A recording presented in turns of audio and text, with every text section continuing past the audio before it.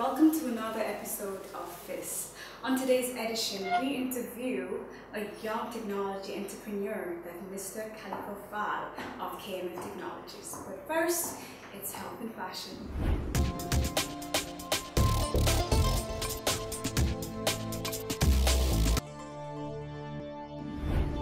Dieting and striving for fashion skinny. Seriously restricting your food intake for the sake of looking fashion skinny can actually cause your metabolism to slow down and your body to store more fat. While young adults who don't eat regularly may see an initial decrease in body size, by the time they hit 30 years old, their metabolism will be so slow that even looking at food that wrong way can cause weight gain. Along with a slowdown of metabolism, people who don't eat end up snacking, often taking in excess sugar, which is vile for the body and causes bloating and swelling.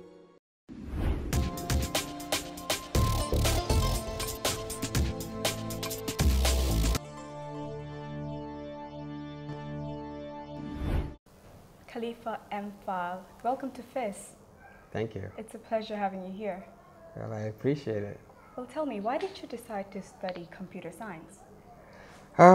Yeah, that's a very interesting question because when I first went to high school, I was studying business management and economics, and I was one of the top students at Marina. I did up to A-levels, but I realized that when I went to college, I wanted to do something with a skill because managing a business is not really a skill to me. You have to have something that you can apply your business skills to. So I decided, and I was into computers a lot.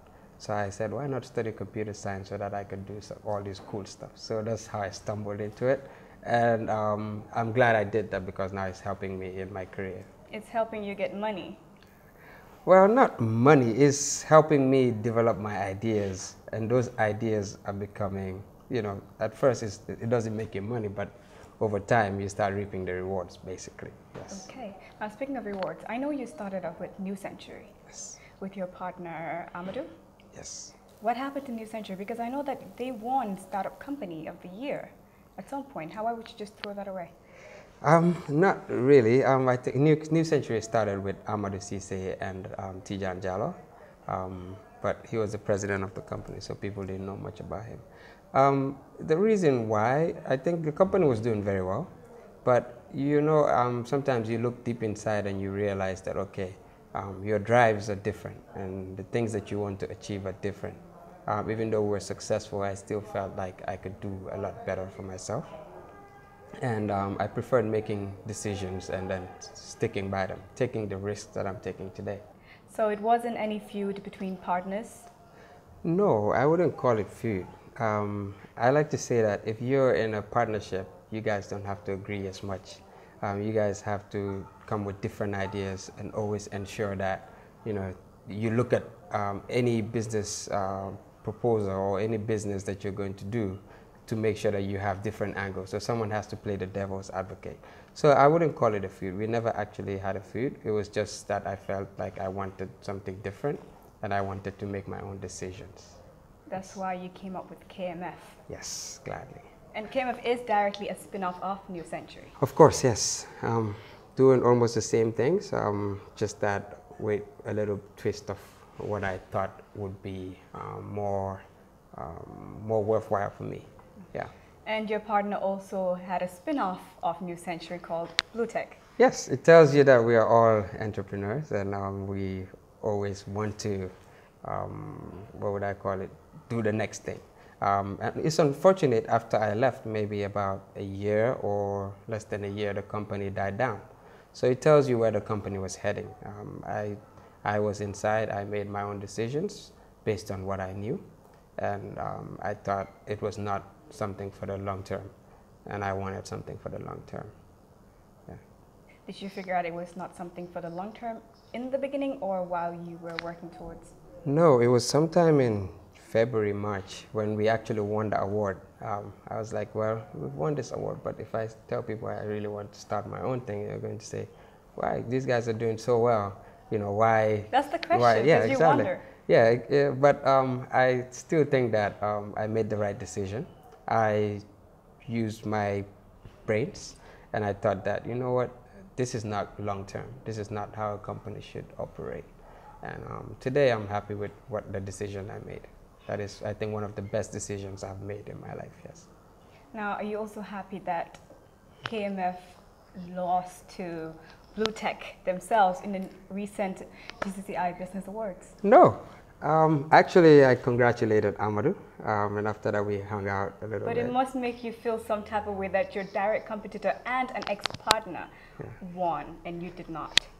Yes, because, you know, like I said, what Blue Tech is doing and what KMF technologies are doing, maybe at this point, Blue Tech has products that are maybe more appealing to the, what would I call, the panel that made the decision. But I still, you know, have a good heart for him, and I think he should have won it, and he won it.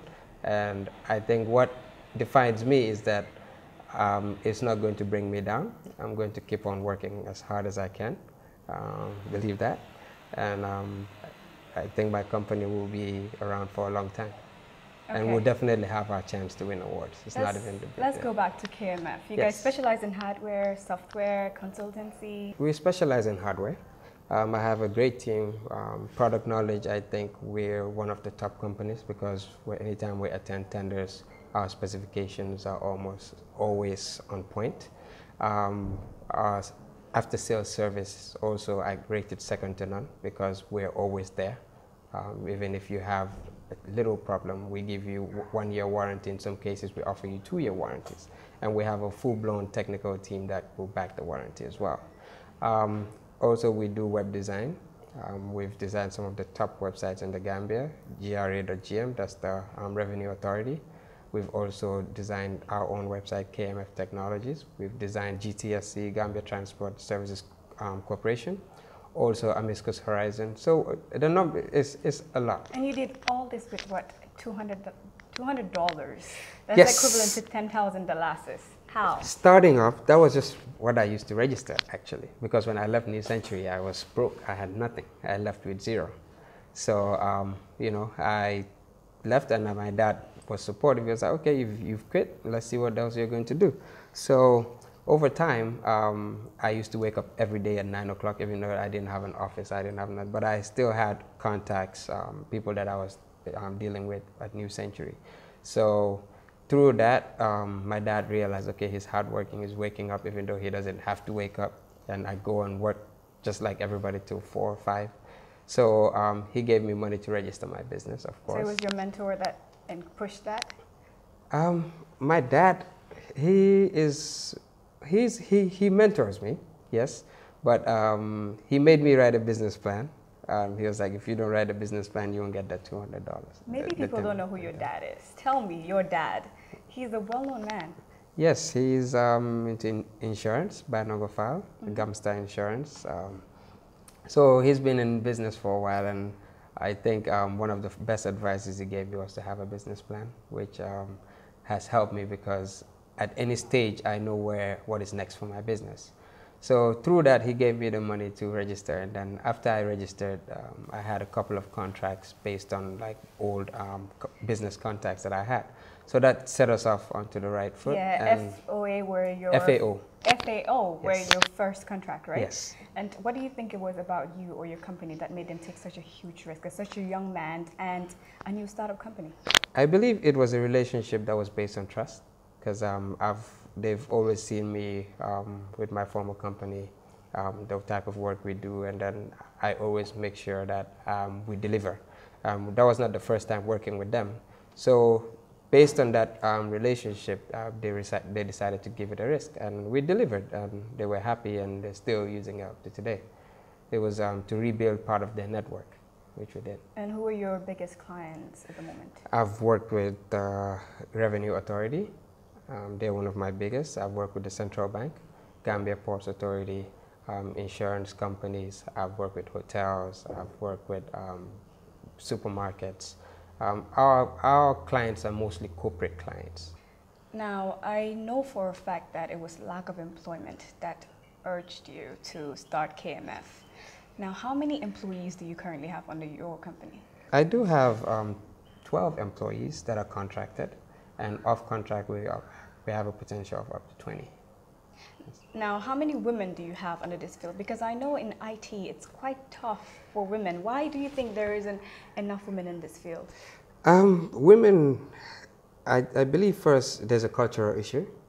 And I also feel like women should be encouraged into technology because I always say technology without women is very dangerous because women have the ability. Why is that? Because women have the ability to influence a lot of things. So why is that a dangerous thing, Kali? I don't get it. No, it's not dangerous. Women, we need more women in technology to help it further grow because I believe women are very influential in everything they do. Look at politics today. Look at the Hillary Clintons and all of that. So they're all influencing different fields. So why not technology? And today, even the Yahoo CEO is a lady. So I think slowly we're getting there. And I've worked with different organizations. Like we organize a yearly event called Women in ICT. I am a very I'm actually pro women in technology. So I always volunteer and give presentations on why women should be in IT. So in my office we have 2 women, non-technical staff, of course, but I would love to have women in my office. Are there any like technical women in this field that you recognize, especially in this country? Yes, I do. Who? There's Aisatija Qsel. I think she's one of the top. Also Biran Gillen. We work with her a lot with girls in ICT and different type of what would I call it, courses that we have for women, and they're all influential in their fields because they are doing good things in Gambia. Now with companies like KMF, yes, okay, let me ask you this professionally. Where do you think technology is headed in Gambia, and why do you think it is the way it is now? Technology in Gambia, I'll answer that question in 2 folds because I believe in some aspects technology is still very young. We have a very small market, of course.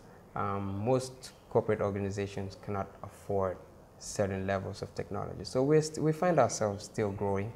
Us young ones, we're here to influence change because we believe that the technology itself has changed. It's not more about huge investments. It's more about just making smart decisions. And my company focuses on understanding what your technology needs are and partnering with you to ensure that it helps you achieve your growth targets. That's number 1, that's key. Now to look at Gambia as a whole, I still think that technology can grow, but there are certain organizations where you go and they have beautiful technology, like the central bank. I've been to their data center and I believe its standard is great. So it's good to see these things. As a young guy that knows about these things, it's refreshing. So it gives me hope that over time things are going to get a lot better. But it's very limiting. It's also isolating the greater part of Gambia, which we know are not always able to use these new technologies that come out. Yes, I believe that is true, but I think internet access is very important, it's key.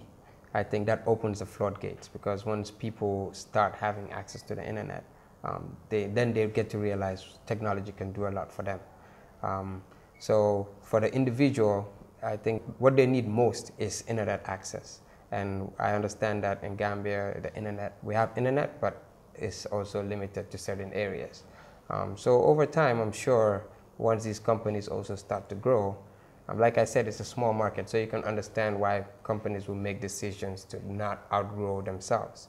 So it's all about business decisions, but I believe that we're getting there.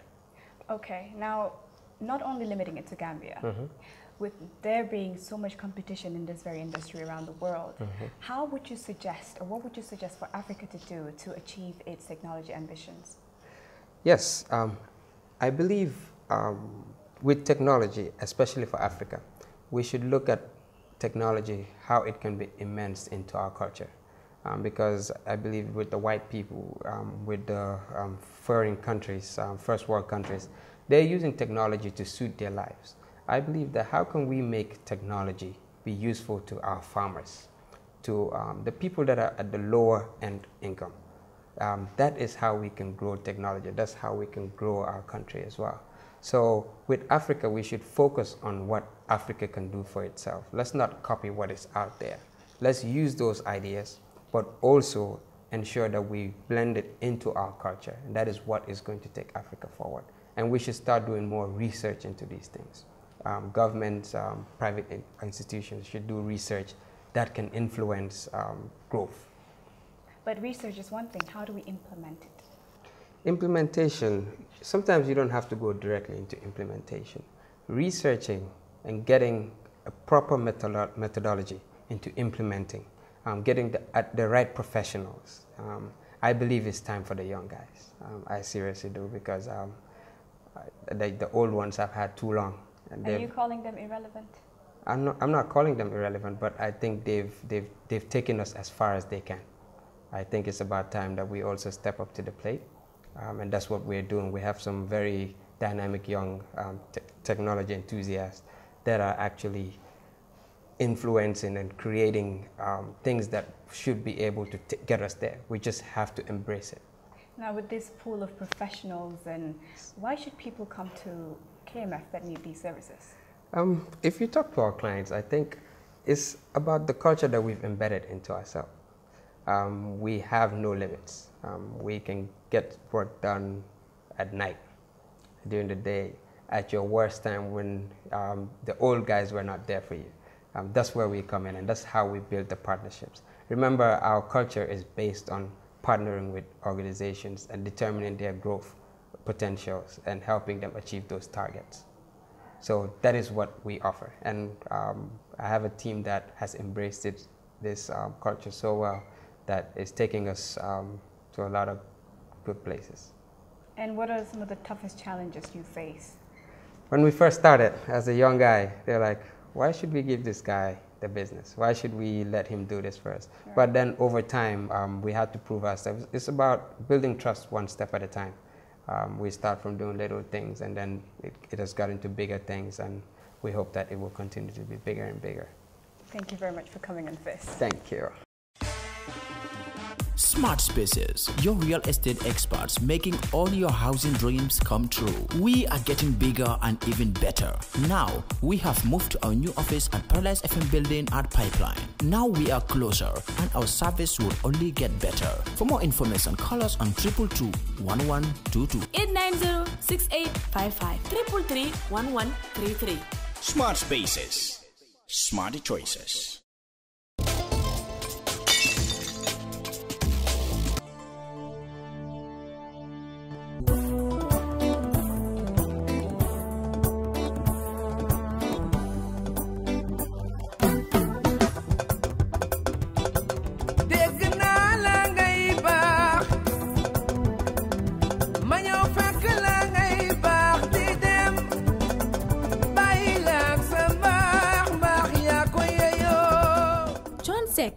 One of the biggest Senegalese artists last month was accused of fraud.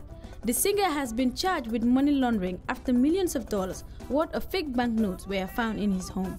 The case of Thione Seck has not yet revealed all the secrets. The opening of the criminal investigation may drop bigwigs, directly or indirectly. However, the names of a famous car dealer and a businessman were revealed. The first gave a sum of 10 million CFA to Thione that promised to refund 30 million CFA. The second gave Balago 20 bricks in hope of receiving in return 50 million CFA. Sources close to the investigation stated. According to reports, there are nearly a dozen of businessmen to have given money to the father of Wali against a refund double the loan amount. Faced with investigators from the research section, Thione chose the oath of loyalty by not revealing the names of these benefactors. The reason is simple: nobody wants to see their name directly or indirectly mentioned in the case.